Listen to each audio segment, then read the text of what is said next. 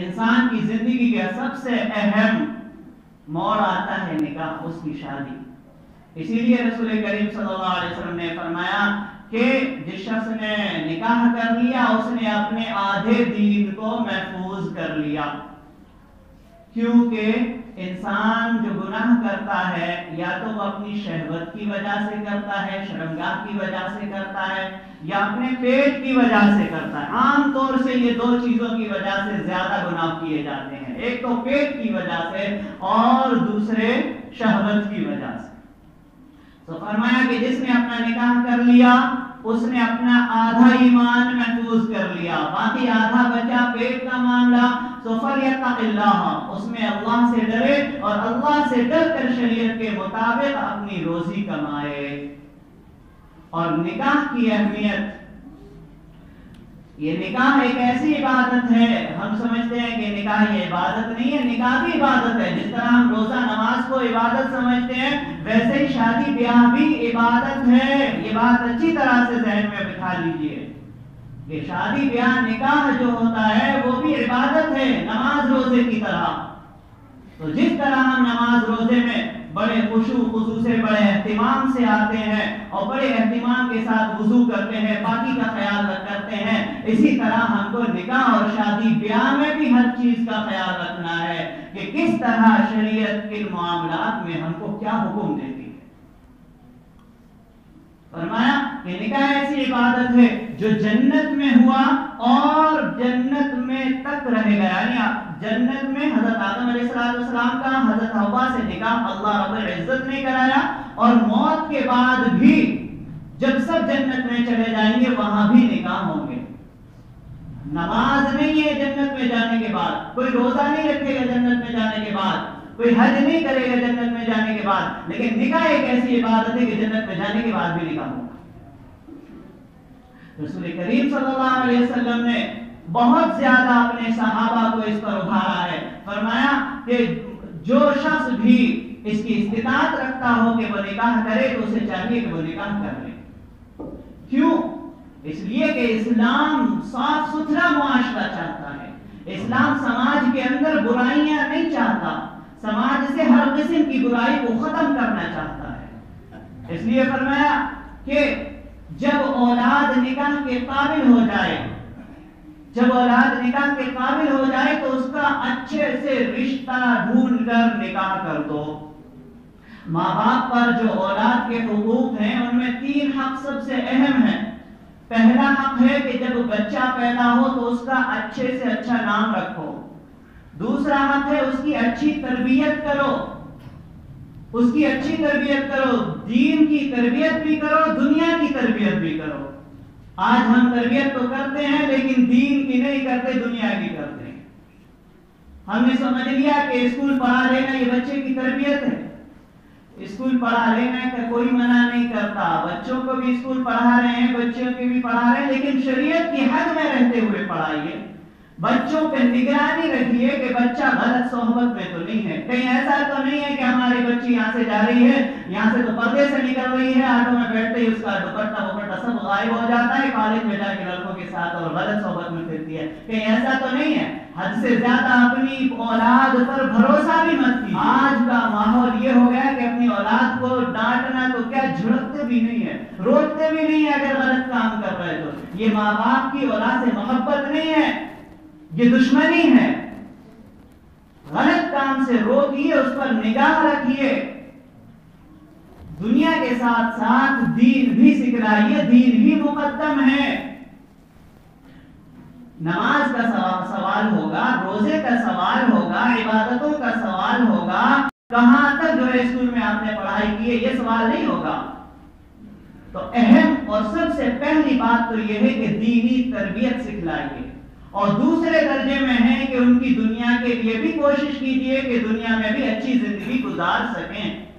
دوسرا جو ہے تربیت، اور تیسرا حق ہے کہ جب وہ بالغ ہو جائے، نکاح کے لائق ہو جائے تو اس کا اچھا رشتہ دیکھ کر نکاح کر دے، یہ تیسرا حق ہے۔ اور اس میں ہم لوگ کوتاہی کرتے ہیں، اچھا دیکھتے تو ہیں اچھا، لیکن کس اعتبار سے دیکھتے ہیں؟ مالداری کے اعتبار سے دیکھتے ہیں کہ وہ لڑکا مالدار ہے کہ نہیں ہے، لڑکے کے نام پر کتنی زمین ہے، یہ ساری چیزیں دیکھی جاتی ہیں. لیکن یہ نہیں دیکھا جاتا کہ لڑکا دیندار ہے کہ نہیں، لڑکا نماز پڑھتا ہے کہ یا نہیں پڑھتا، اسے نماز کے فرائض واجبات وضو کے طریقے عبادت کے طریقے آتے ہیں یا نہیں آتے، یہ نہیں دیکھا جاتا. تو یہ بھی دیکھیں کہ لڑکا دیندار ہے کہ نہیں ہے. اور جب دینداری دیکھنے لگیں گے تو ہمارے نگاہوں میں، ہماری اولاد میں، ہمارے گھروں میں برکت آنے لگی. اللہ کے رسول صلی اللہ علیہ وسلم نے ارشاد فرمایا جس طرح یہ لڑکے کے لیے اسی طرح لڑکے کے لیے بھی کہ عورت سے لوگ 4 چیزوں کی وجہ سے نکاح کرتے ہیں. ایک تو لحسنھا و جمالھا، اس کے جمال اور خوبصورتی دیکھتے ہیں کچھ لوگ، اور ولحسبھا، کچھ لوگ اس کا حسب نسب دیکھتے ہیں کہ کون سے خاندان کی ہے، ولمالھا، کچھ لوگ اس کا مال دیکھتے ہیں، ولدینھا، کچھ لوگ اس کا دین دیکھتے ہیں. پھر فرمایا فاظفر بذات الدین، کہ تم دین کو اختیار کرنا کامیاب ہو جاؤ گے. کہ تم یہ مت دیکھنا کہ لڑکے کا یا لڑکی کا مال و دولت اس کے پاس کتنا ہے، اس کا خاندان کیسا ہے، اس کی خوبصورتی کیا ہے. فرمایا بذات الدین، دین کو دیکھو.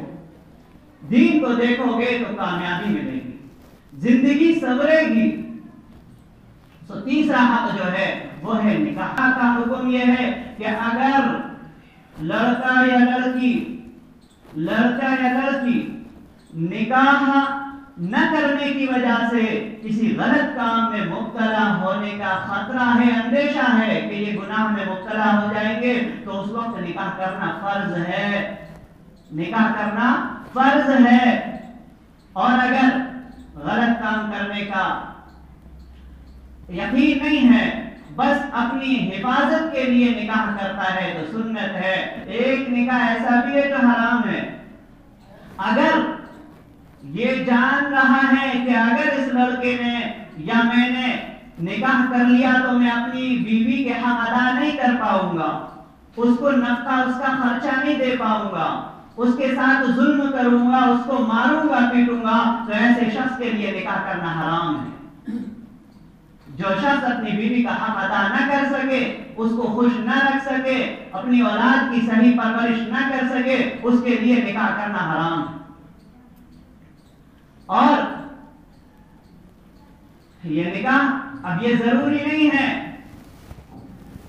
کہ نکاح میں بہت زیادہ اہتمام کیا جائے، سب کو بلایا جائے. نکاح بڑی آسانی سے ہو جاتے ہیں. یہ ساری خرافات ہیں، یہ ساری ابھی خودکشی کے ویڈیو وائرل ہوئے. خودکشی، پہلی بات تو یہ کہ اس طرح کی جو بھی ویڈیو ہو خودکشی کی یا اپنے مذہب سے ہٹ کر کسی اور میں شادی کرنے کی کوئی ویڈیو آیا کریں تو ان کو ڈیلیٹ کر دیا کریں، ان کو آگے نہ بڑھایا کریں. اس لیے کہ اس میں ان لوگوں کو ہمت ملتی ہے جن کے دلوں میں کھوٹ ہے، جو یہ کام کرنا چاہ رہے ہیں لیکن ہمارے ڈر سے، سماج کے ڈر سے نہیں کر پا رہے ہیں. یہ ویڈیو جب ان تک پہنچیں گی تو انہیں ہمت ملتی ہے، اس لیے یہ ڈیلیٹ کر دینا چاہیے. اس سے پہلے ہمیں ان اسباب پر غور کرنا چاہیے کہ یہ واقعات پیش کیوں آ رہے ہیں، یہ واقعات کیوں پیش آ رہے ہیں. یہ سب کچھ جو ہوتا ہے اس میں ہم بھی مجرم ہیں، کیونکہ ہم نے اپنی شادیوں کو اتنا کٹھن بنا دیا ہے کہ عام آدمی جو ہے شادی کرنے کے بارے میں 100 بار سوچتا ہے.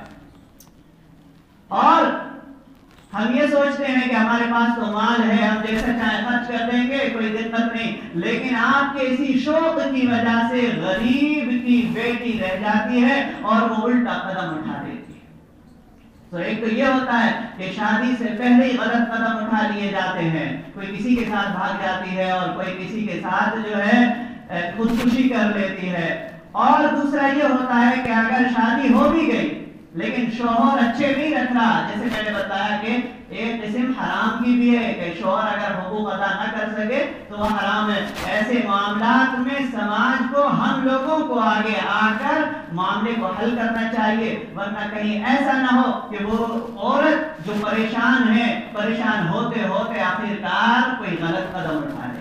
بہت سارے واقعات پیش آتے ہیں کہ کوئی شادی کے بعد کسی اور کے ساتھ بھاگ جاتی ہے، کوئی خودکشی کر لیتی ہے. تو یہ سارے کے سارے اس میں ہماری بھی اتنی ہی ذمہ داری ہے جتنی اس کی ہے. جو غلط قدم اس نے اٹھایا اس میں جتنی برابر کے گنہگار وہ ہے اتنے ہی گنہگار ہم لوگ بھی ہیں، کیونکہ ہم نے شادیوں کو بہت کٹھن کر دیا، دشوار بنا دیا. حالانکہ شریعت کے اندر شادی میں صرف 3 چیزیں ہیں. ایک تو ہے ایجاب اور قبول، لڑکا راضی ہو لڑکی راضی ہو. پہلی چیز یہ ہے کہ لڑکا لڑکی دونوں راضی ہو. دوسری چیز ہے گواہ، 2 گواہ ہوں، چاہے تو 2 گواہ مرد ہوں یا ایک مرد اور 2 عورتیں یہ گواہ بن جائیں. اور تیسری چیز ہے مہر. تیسری چیز مہر ہے. مہر کی کم سے کم مقدار 32 گرام چاندی، جو آج کے ریٹ کے حساب سے تقریباً 2300 روپے بن رہی ہے. کم سے کم مہر 2300 روپے. اور اس کے بعد جتنا لڑکے کی صلاحیت ہو، جتنی لڑکی کی حیثیت ہو، لڑکے کی حیثیت کے اعتبار سے مہر باندھا جائے.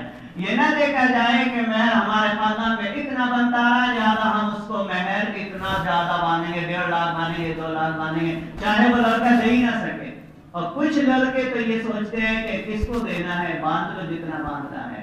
تو فرمایا کہ اگر تیرا ارادہ یہ ہے کہ مہر میں دوں گا ہی نہیں تو یہ نکاح نہیں ہے، زنا ہے. مہر دینے کی کوشش کرو. ہر آدمی یہ سوچے کہ میں اپنا مہر اپنی بیوی کو ضرور دوں گا. اور بیوی کو مہر کے علاوہ ایک چیز اور بھی ہے، بیوی کو خرچہ. بیوی کو کبھی پریشانی نہ ہو، اس کی جو ضروری چیزیں ہیں ان کے لیے بیوی کو خرچہ اپنی حیثیت کے مطابق جتنی کمائی کر رہے ہو اس حساب سے بیوی کو بھی خرچہ دو. کہیں ایسا نہ ہو کہ بیوی خرچے کی وجہ سے کہیں نوکری کرنے جانے لگے. اس پہ بیوی کو مجبور نہ کیا جائے کہ بیوی جو ہے نوکری کرنے لگے. شریعت نے جو آپ پر لازم کیا ہے کہ بیوی کا خرچہ دو وہ ادا کر رہے ہیں. تو 3 چیزیں یہ ہو گئی. ایک تو جو ہے ایجاب اور قبول، یعنی لڑکا راضی ہو لڑکی راضی ہو. دوسرا جو ہے گواہ. تیسرا مہر. اور لڑکے کے لیے ایک اور چیز ہے ولیمہ. ولیمہ آج کل ہمارے ولیمے بھی بڑے فیشن والے ہو رہے ہیں. فرمایا کہ سب سے بدتر ولیمہ وہ ہے جس میں غریبوں کو نہ پوچھا گیا ہو. ولیمہ جو ہے اسلام کے اندر جتنی بھی دعوتیں ہیں، جتنی بھی تقریبیں ہیں، ان میں غریبوں کو پہلے پوچھا جاتا ہے. اور جس ولیمے میں، جس کھانے میں، جس دعوت میں غریبوں کو نہ پوچھا جائے وہ بدترین دعوتیں ہیں. اور ولیمہ جو ہے نکاح کے بعد ہوتا ہے. بہت سارے مقامات پر تو جب نکاح ہو رہا ہے اسی وقت جو ہے کھانا کر دیتے ہیں. ان سے پوچھا ولیمہ کرو گے کہ نہیں، تو کھانا ہو گیا.